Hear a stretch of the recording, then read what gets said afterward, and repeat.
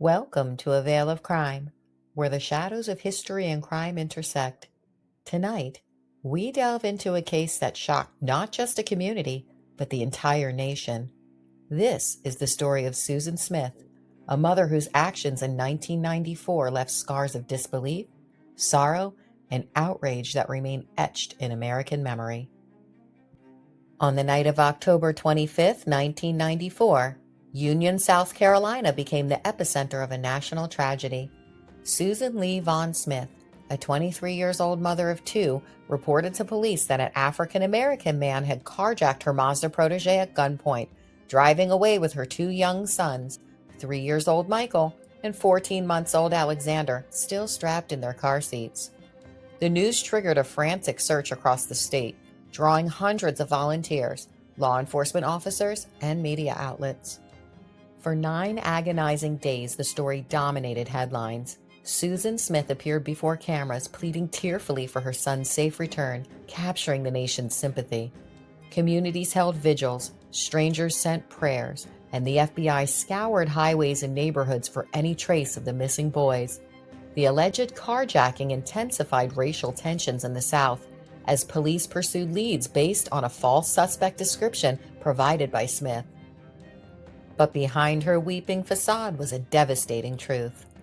On November 3, 1994, Smith broke down during police interrogation and confessed. She had not been carjacked. Instead, she had allowed her vehicle to roll down a boat ramp into the John D. Long Lake with her children trapped inside. The car submerged, drowning Michael and Alex.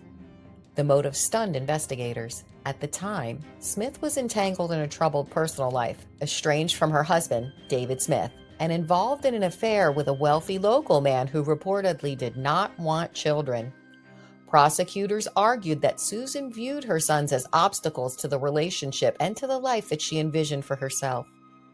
The trial began in 1995, and it riveted the nation.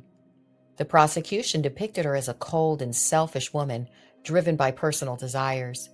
The defense countered with a narrative of mental illness, depression, and a history of sexual abuse in her youth. In the dramatic courtroom moment, the jury was presented with a timeline of the boy's final moments, the evidence of her deception, and her ultimate confession.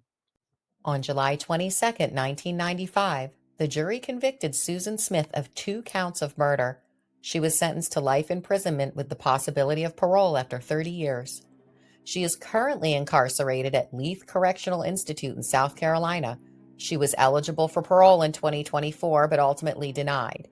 To this day, the case remains one of the most haunting reminders of betrayal, the fragility of trust, and the unfathomable crimes committed within families.